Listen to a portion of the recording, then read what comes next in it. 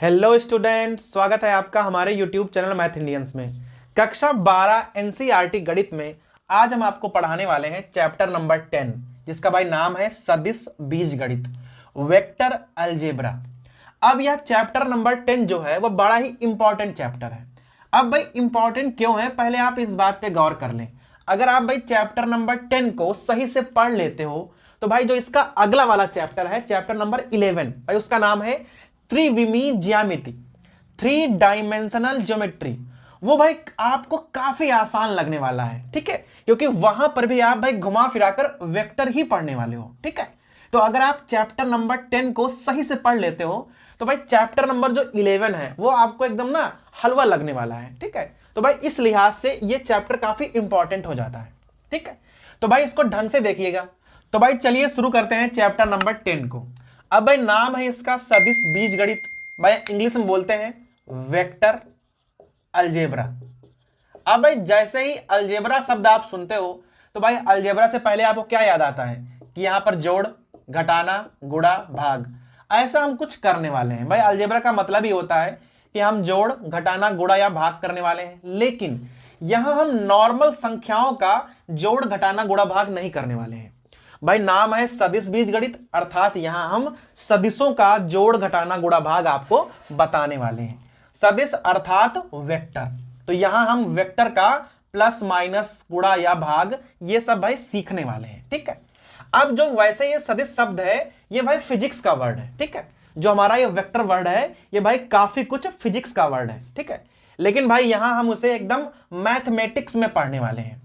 तो पहले तो आपको हम यह बताएंगे कि यह फिजिक्स का वर्ड किस प्रकार से है, और भाई उसके बाद हम इसका गणित में कैसे हम यूज करेंगे, भाई गणित में कैसे पढ़ेंगे इसको, यह भी आपको बताने वाले हैं। तो पहले थोड़ा फिजिक्स में देख लो कि फिजिक्स में वेक्टर का मतलब क्या होता है। ठीक है भाई, ध्यान दीजिएगा। अब भाई फिजिक्स में ना राशियां, जो हमारी राशियां होती हैं वो दो प्रकार की होती हैं। एक होती हैं अदिश राशियां, अदिश राशि, ठीक है, और भाई एक होती है हमारे पास सदिश राशि। अब भाई सदिश तो आप समझ गए होगा कि भाई वेक्टर है, इसको हम बोलते हैं स्केलर। ठीक है, और भाई इसको बोलते हैं वेक्टर। अब दोनों में डिफरेंस क्या है वो ध्यान से देखिएगा। अदिश का मतलब है भाई जिसके पास दिशा ना हो, जिसके पास दिशा ना हो। तो यहां पर क्या होता है भाई, दिशा हमें नहीं दी हुई होती है, लेकिन हमें परिमाण, परिमाण का पता होता है। अगर कोई राशि इस प्रकार से आपको दी हुई है जहां आपको दिशा पता नहीं है परंतु परिमाण का पता है, तो हम कहेंगे वह अदिश राशि है, स्केलर है। अगर सदिश राशि वेक्टर है तो वहां पर क्या होगा भाई, दिशा भी हमें पता होगी और परिमाण अर्थात मैग्नीट्यूड भी आपको दिया होगा। डायरेक्शन प्लस मैग्नीट्यूड अगर दोनों ही गिवन है तो आप समझ जाओ वह सदिश राशि है। अगर केवल मैग्नीट्यूड, परिमाण ही दिया हुआ है, दिशा पता नहीं है, तो आज समझ जाओ आप कि यह एक अदिश राशि है। ऐसा आपको फिजिक्स में पढ़ाया जाता है। अब जरा उदाहरण से देख लो। ठीक है, मान लो कि भाई आप यहां पर खड़े हुए हो, यहां पर कोई पॉइंट है ए, यहां पर आप खड़े हुए हो, और भाई आपसे कह दिया जाए कि आप 100 मीटर चलिए, यहां से आप 100 मीटर चलिए। तो अब आप 100 मीटर को किस प्रकार से चल सकते हो भाई, देखिएगा। मान लो भाई आप यहां से गए और यहां पे आ गए और भाई 100 मीटर पूरा हो गया। मान लो आप यहां से चले इस प्रकार से और भाई 100 मीटर यहां पे पूरा हो गया। आप इस प्रकार से भी चल सकते हो कि भाई हम ऐसे से घूमते हुए गए और यहां पे हमारा 100 मीटर पूरा हो गया। तो भाई आप 100 मीटर किसी भी प्रकार से चल सकते हो। ठीक है, कोई हमें यहां दिशा तो पता नहीं है कि भाई हमें एक ही तरफ चलना है, हमारा जिधर मन करेगा हम उधर मुड़ जाएंगे। बस हमें 100 मीटर पूरे करने हैं, क्योंकि यहां हमें केवल परिमाण पता है, दिशा का पता नहीं है। यहां पे आ जाओ, सदिश में क्या है, दिशा भी मालूम होनी चाहिए। अब मान लो आप यहां पर खड़े हुए हो ए पर, आप कह दे आपसे कि 100 मीटर, ठीक है, पूर्व में चलिए। ठीक है, अभी आपको 100 मीटर पूर्व में जाना है। अब भाई आपको पता होना चाहिए कि पूर्व किधर होता है, इधर, ईस्ट, वेस्ट, नॉर्थ और भाई साउथ। तो अभी आपको ईस्ट में जाना है 100 मीटर, तो आप इस प्रकार से जाओगे। आपके पास और कोई ऑप्शन नहीं है कि भाई आप इधर चले जाओ, इधर जाओगे तो आप नॉर्थ में हो जाओगे, इधर जाओगे तो आप वेस्ट में हो जाओगे, भाई नीचे की तरफ जाओगे तो आप साउथ में हो जाओगे। उसने कह दिया कि 100 मीटर भी जाना है और पूरब में भी जाना है।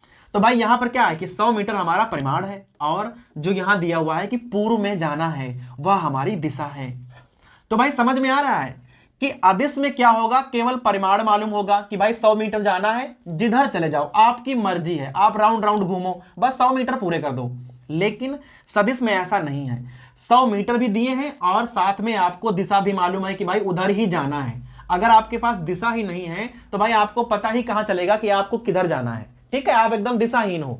तो अगर आप दिशाहीन हो तो आप अदिश राशि हो, लेकिन अगर आपके पास दिशा है तो आप समझ जाओ सदिश राशि हो। तो भाई ये तो हो गई हमारी फिजिक्स की बातें। फिजिक्स में आपको कुछ इस प्रकार से पढ़ाया जाता है कि अदिश और सदिश राशि क्या होती है। ठीक है, तो ये तो हो गया पूरा फिजिक्स की बातें। ठीक है, यहां पे आप लिख लीजिए कि यह एकदम फिजिक्स के अनुसार हमने आपको बताया है। लेकिन मैथमेटिक्स में सदिश क्या है? तो भाई मैथमेटिक्स में सदिश की परिभाषा बहुत ही छोटी है, इतना बड़ा घुमा फिरा के नहीं बताया गया है। मैथमेटिक्स में काफी आसान है, देखना क्या है। ठीक है, अगर हमारे पास कोई रेखाखंड गिवन है, कोई रेखाखंड गिवन है जिसके पास अपनी एक दिशा है, तो वह एक सदिश है। जैसे यहां पर भाई एक रेखाखंड है ए बी, है आपको दिख रहा है रेखाखंड ए बी, और उसके पास दिशा भी है। तो अगर कोई रेखाखंड है विद द डायरेक्शन, जिसके पास अपनी एक दिशा है, तो भाई उसे हम कहेंगे सदिश। ये परिभाषा हो गई मैथमेटिक्स की, ध्यान रखना। ठीक है भाई, ये हमारी परिभाषा काहे की हो गई? मैथमेटिक्स की, कि अगर कोई रेखाखंड है और उसमें दिशा भी है तो हम उसे एक सदिश कहेंगे। लेकिन भाई फिजिक्स में काफी बड़ा पढ़ाया जाता है, काफी ब्रॉड है। ठीक है, लेकिन मैथमेटिक्स में केवल हमें देखना है कि रेखाखंड हो और दिशा हो तो सदिश है, रेखाखंड हो दिशा नहीं है तो अदिश है। हमें यहां केवल रेखाखंड ही पढ़ने हैं, बस और कुछ नहीं। तो भाई समझ में आ गया कि सदिश क्या होता है। फिजिक्स में भी हमने क्लियर कर दिया और भाई मैथमेटिक्स में भी हमने क्लियर कर दिया। अब आगे चलते हैं। अब भाई मैथमेटिक्स के हिसाब से देख लो कि एक सदिश होता क्या है। सदिश अर्थात वेक्टर। ठीक है, अब वेक्टर क्या होता है भाई? गणित के हिसाब से हमने आपको बता ही दिया कि अगर हमारे पास कोई रेखाखंड है इस प्रकार से ए बी, और अगर इस रेखाखंड के पास अपनी दिशा है, अपनी कोई डायरेक्शन है, तो हम इस रेखाखंड को सदिश कहेंगे। ठीक है, तो अगर हमारे पास कोई रेखाखंड ए बी है और उसके पास अपनी एक दिशा है, तो हम कहेंगे यह एक सदिश है। और भाई इसे हम इस प्रकार से दिखाएंगे, ए बी के ऊपर हम तीर का निशान लगाते हैं ताकि भाई पता चल जाए कि यह एक सदिश है। ठीक है, आप देखिएगा, अगर हमें ए बी की लंबाई भाई मान लो मालूम है कि ए है, स्मॉल ए है, जो हमारी ए बी है उसकी लंबाई क्या है? लंबाई है स्मॉल ए, तो हम इसे ए वेक्टर के द्वारा भी दिखा सकते हैं। ठीक है, अब आप चाहो इसे ए बी वेक्टर कहो और भाई चाहे इसे ए वेक्टर कहो। कब? जब आपको इसकी दिशा का पता होता है। कब?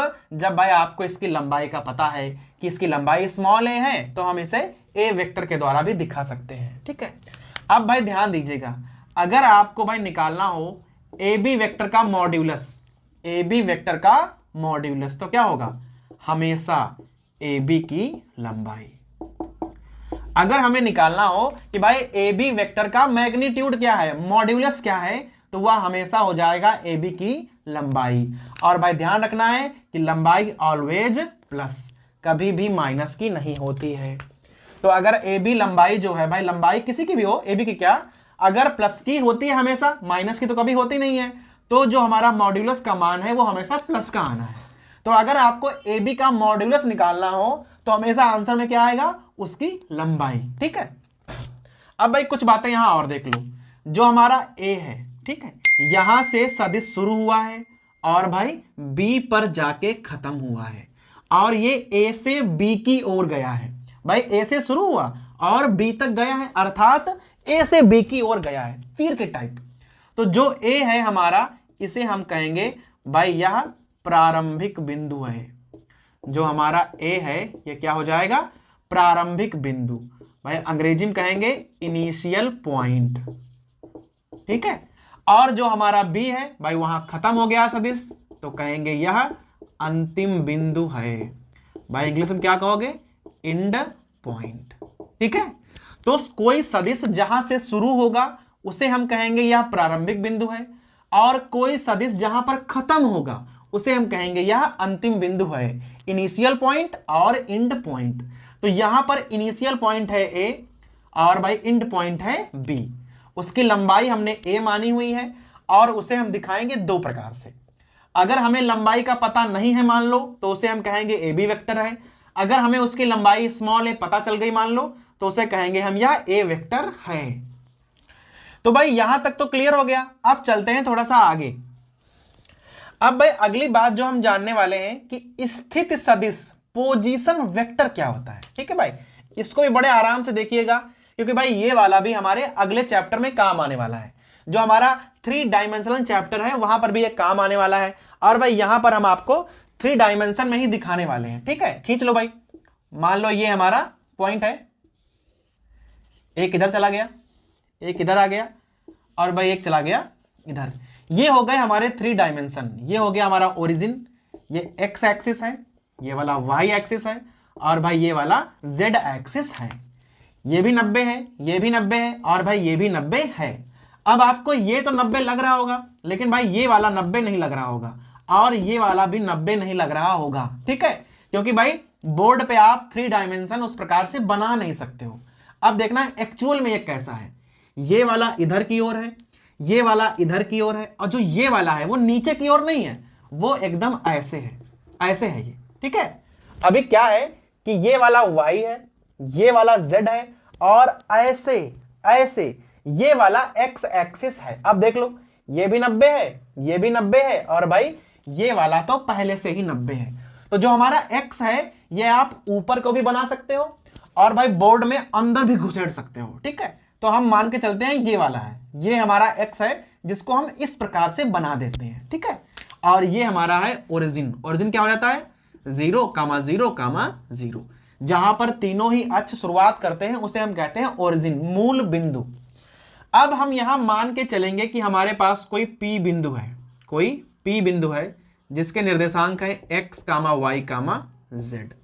भाई हमारे पास निर्देशांक है x, y, z। अब देखना x क्या है। अगर P बिंदु यहां पर है तो x क्या होगा। तो भाई x ना कुछ इस प्रकार से होगा, इसके बराबर में खींचना यहां तक। y क्या होगा, y कुछ इस प्रकार से होगा, भाई बराबर में लाना है। और z क्या होगा, भाई z कुछ इस प्रकार से होगा। ठीक है, आप ऐसे ऐसे बना सकते हो। तो भाई ये हो गया हमारा p। ठीक है, ये वाला x हो जाएगा, ये वाला y हो जाएगा, और भाई ये वाला z हो जाएगा। ठीक है, तो कि भाई यहां 3 डायमेंशन है तो आपको उतना सही से हम दिखा नहीं पाएंगे क्योंकि भाई z x वाला तो ऐसे है। ठीक है, तो ये हो गया हमारा P बिंदु। P बिंदु का हमें निकालना है स्थित सदिश। अब भाई ध्यान दीजिएगा कि P का स्थित सदिश क्या होगा। अगर आपको किसी भी बिंदु का निकालना हो स्थित सदिश तो भाई उसकी स्टार्टिंग हमेशा होती है ओरिजिन से। भाई स्थित का मतलब है आपको अगर किसी की पोजीशन का पता लगाना है कि भाई फला बिंदु कहां पर है, तो आप कहां से पता लगाओगे, हमेशा ओरिजिन से। क्योंकि भाई हर चीज की शुरुआत कहां से होती है, हर चीज की शुरुआत होती है ओरिजिन से, मूल बिंदु से। तो अगर हमें P पता लगाना हो कि भाई P की स्थिति क्या है तो हम कहां से पता लगाएंगे, हमेशा O से। तो अगर हमें निकालना हो P का स्थित सदिश तो भाई उसे हम क्या लिखेंगे, उसे हम लिखेंगे OP वेक्टर। हमेशा स्टार्ट करेंगे मूल बिंदु से। अब भाई OP वेक्टर का मान क्या होगा, OP वेक्टर का मान होगा x² प्लस y² और भाई प्लस z²। अब ये x y z क्या है, इसके जो निर्देशांक हैं, अर्थात भाई x से दूरी, y से दूरी और z से दूरी। अगर हम तीनों को इस प्रकार से मर्ज कर दें आपस में तो हमें OP अर्थात P का स्थित सदिश पता चल जाएगा। ठीक है, इसे हम अक्सर भाई R वेक्टर से भी लिखते हैं। जो हमारा पोजीशन वेक्टर है उसे हम अक्सर R वेक्टर से भी दिखाते हैं। तो भाई ये पल्ले पड़ गया कि नहीं, कि जो भी हमारा स्थित सदिश होगा उसे हमेशा हम O से लिखेंगे, पहली बात। और भाई सूत्र होता है √x² plus y² plus z², जहां पर x y z क्या है, उसके निर्देशांक हैं। अब भाई स्थित सदिश के बारे में ना एक दो बातें और है जो देख लो। अगर आपको कोई वेक्टर पता है AB, कोई हमारे पास वेक्टर है AB और इसे आपको ना पोजीशन वेक्टर में बांट देना है। स्थित सदिश के रूप में लिखना है तो भाई कैसे लिखा जाता है, बहुत ध्यान दीजिएगा। सबसे पहले जो लास्ट वाला पॉइंट है उसका लिखो ओबी वेक्टर, फिर जो पहले वाला पॉइंट है उसका लिखो, और भाई बीच में माइनस का निशान लगा दो। तो अगर हमें ए बी वेक्टर को तोड़ना हो स्थित सदिश के रूप में तो कैसे तोड़ेंगे हम, लास्ट वाला पहले, पहले वाला लास्ट में, O B vector minus O ए वेक्टर। इस प्रकार से भाई आगे ना हमें काम आएगा ये चीजें, जो आगे हम प्रश्नावली हल करेंगे वहां पर भाई नॉर्मल वेक्टर्स को हम इस प्रकार से तोड़ के भी लिख सकते हैं। ठीक है, किसी को भी आप इस प्रकार से लिख सकते हो, जैसे लिखा है सी डी वेक्टर, तो भाई से क्या लिखेंगे हम, ओ डी और माइनस ओ सी वेक्टर। इसका आप उल्टा भी कर सकते हो, मान लो भाई कहीं पे लिखा हो ओ ए vector minus O C vector, तो भाई इसका मतलब है ये सी ए वेक्टर लिखा हुआ है। ठीक है, तो इसका उल्टा और सीधा भी आपको पता होना चाहिए कि नॉर्मल वेक्टर्स को हम पोजीशन वेक्टर में किस प्रकार से तोड़ सकते हैं। ठीक है, तो यहां तक पल्ले पड़ गया भाई। अब चलते हैं, हम पढ़ने वाले हैं कि सदिश कितने प्रकार के होते हैं। अब हम जानने वाले हैं कि भाई जो हमारे वेक्टर होते हैं सदिश, ये कितने प्रकार के होते हैं। ठीक है, तो भाई पहला होता है हमारा समान सदिश। एकदम भाई ध्यान से देखिएगा, इसका नाम ही है समान सदिश। अब भाई देखो, सदिश के पास ना दो चीजें होती हैं, एक तो उसका परिमाण मैग्नीट्यूड, और भाई दूसरा क्या होता है, दूसरा होती है दिशा डायरेक्शन। तो अगर हमारे पास कोई दो सदिश इस प्रकार से हैं कि भाई उनका परिमाण और दिशा दोनों ही सेम सेम हो, तो हम कह सकते हैं कि भाई वह समान सदिश है। जैसे भाई मान लो कि कोई हमारे पास ये वेक्टर है, ठीक है, इस प्रकार से ए बी, और भाई दूसरा है इस प्रकार से सी और डी। अगर दोनों समान लंबाई के हैं और भाई दोनों की दिशा भी समान है, तो आप यहां लिख सकते हो कि ए बी वेक्टर बराबर सी डी वेक्टर, और ये दोनों समान सदिश माने जाएंगे। कब, जब दिशा भी समान हो और परिमाण भी समान हो। दूसरा भाई होता है संरेख। अब इसका नाम ही है संरेख सदिश। अब संरेख का मतलब होता है कि जब वेक्टर्स की ना दिशा सेम सेम हो, वो सब एक ही रेखा में हो। देखना कैसे, जैसे भाई मान लो एक ये हो गया हमारा, और भाई एक ये हो गया, ठीक है, एक ये हो गया, एक ये हो गया। अब भाई देख लो कि इनका परिमाण तो अलग अलग है, सबका अलग अलग है भाई, लंबाइयां अलग अलग है, लेकिन सबकी दिशा एकदम सेम है। तो अगर सबकी दिशा एकदम सेम है तो उन्हें हम कहेंगे संरेख सदिश। फिर भाई एक प्रकार होता है हमारे पास ऋणात्मक सदिश, नेगेटिव वेक्टर। अब ये नेगेटिव वेक्टर क्या होता है, बड़ा सिंपल है भाई। जैसे मान लो ये ए बी है, ठीक है, मान लो कि हम समान वेक्टर पढ़ रहे हैं, ठीक है, और भाई उसके बराबर में आप खींच दो सी डी इस प्रकार से, तो आप क्या कहोगे कि यहां ए बी और सी डी समान है, जैसे कि हमने ऊपर लिखा हुआ है। क्लियर ना।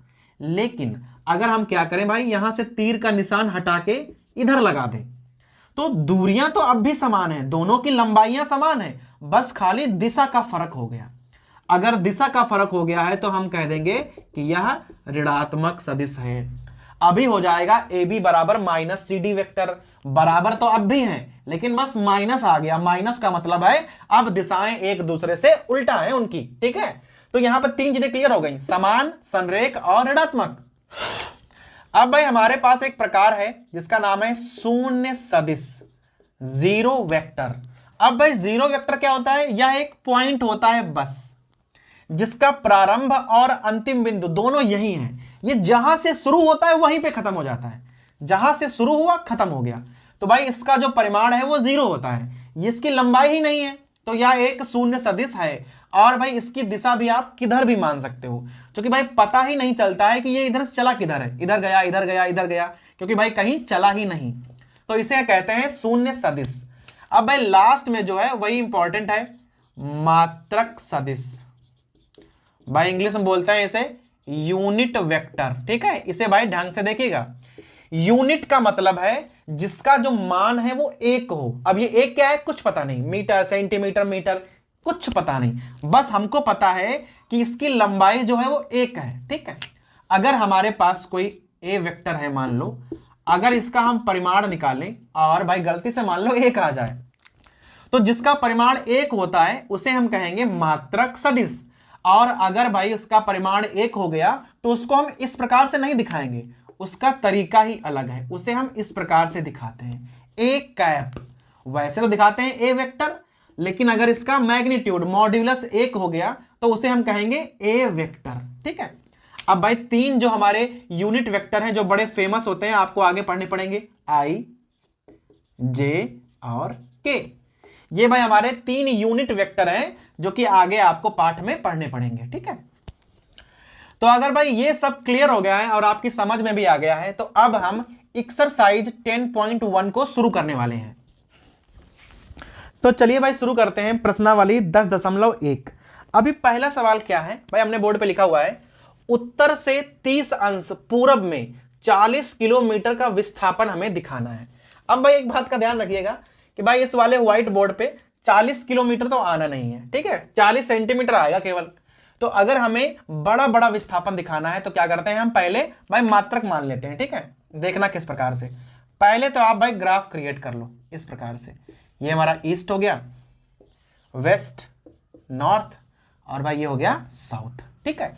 अब 40 किलोमीटर का विस्थापन है तो आप भाई यहां मान लो, भाई मान लो कि हम 1 सेंटीमीटर बराबर 4 किलोमीटर माने ले रहे हैं, कि जो हमारा ग्राफ है इस पर 1 सेंटीमीटर 4 किलोमीटर के बराबर है।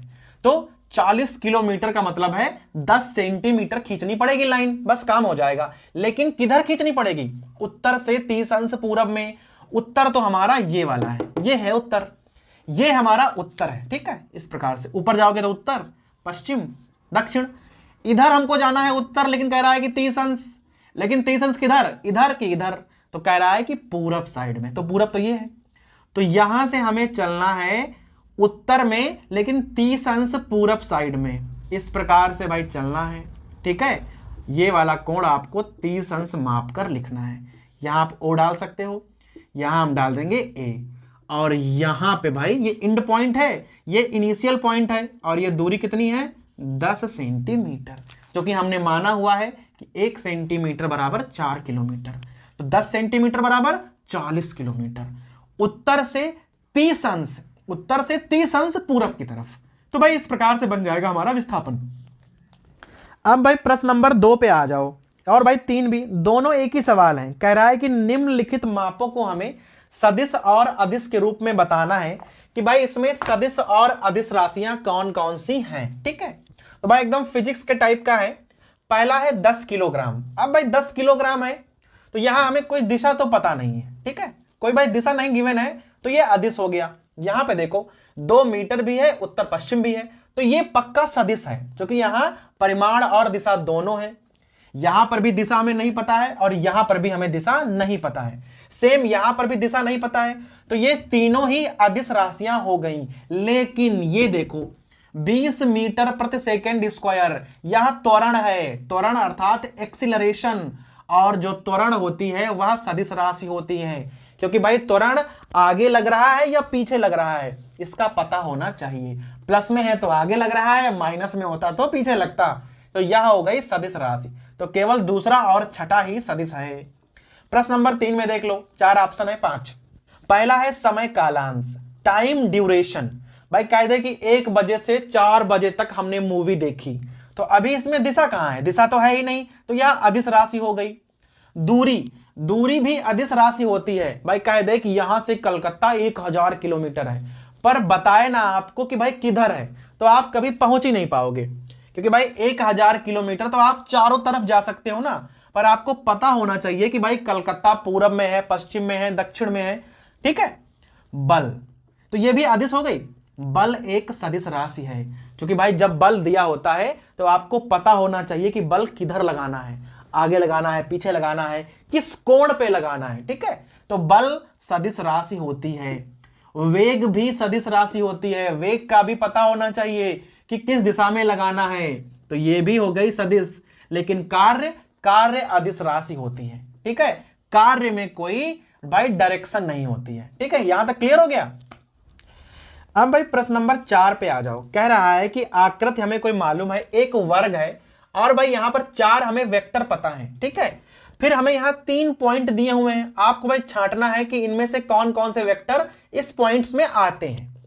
पहला है सह आदिम। अब भाई एक बात का ध्यान दीजिएगा कि जहां पर हमने आपको वेक्टर के प्रकार पढ़ाए थे, तो भाई ये वाला हम बताना भूल गए। कि सह आदिम क्या होते हैं। सह आदिम का मतलब होता है को इनिशियल, जिनकी शुरुआत एक ही जगह से होती है, उन्हें हम कहते हैं सह आदिम।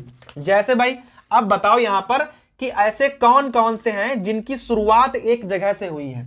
अगर आप इसे एक पॉइंट मान लो तो ए वाला भी यहीं शुरू हुआ है, डी वाला भी यहीं से शुरू हुआ है। तो अगर ऐसे कोई दो वेक्टर हैं जिनकी शुरुआत एक ही बिंदु से हुई है, उन्हें हम कहेंगे सह आदिम, को इनिशियल वेक्टर्स। समान, जिनकी दिशा भी समान हो और भाई लंबाई भी समान हो। तो भाई लंबाई तो सबकी समान है, क्योंकि वर्ग है ना, तो लंबाई तो सबकी समान है, परंतु दिशा किसकी समान है। देख लो, ये वाला भी नीचे आया है, ये वाला भी नीचे आया है, तो यहां पर क्या हो जाएगा, बी वेक्टर और डी वेक्टर। संरेख हो परंतु समान ना हो, दिशा सेम हो परंतु समान नहीं होने चाहिए। भाई संरेख का मतलब है एक ही लाइन में हो। तो देख लो, ए और सी को देख लो, एक ही लाइन में है परंतु एक दूसरे से उल्टा है, तो यहां हो जाएगा ए वेक्टर और सी वेक्टर। ठीक है भाई, समझ में आ गया। अब भाई पांचवा तो आप ऐसे ही देख लो, कह रहा है कि निम्नलिखित का उत्तर सत्य और असत्य के रूप में दीजिए। कह रहा है ए तथा माइनस ए संरेख है। भाई संरेख तो होंगे, क्योंकि दोनों सेम वेक्टर हैं तो संरेख होंगे, परंतु समान नहीं होंगे क्योंकि ऋणात्मक हैं, इसलिए तो सत्य है। दो संरेख सदिशों का परिमाण सदैव समान होता है, जरूरी नहीं है, छोटे बड़े हो सकते हैं। दिशा समान है, परिमाण तो अलग अलग हो सकते हैं।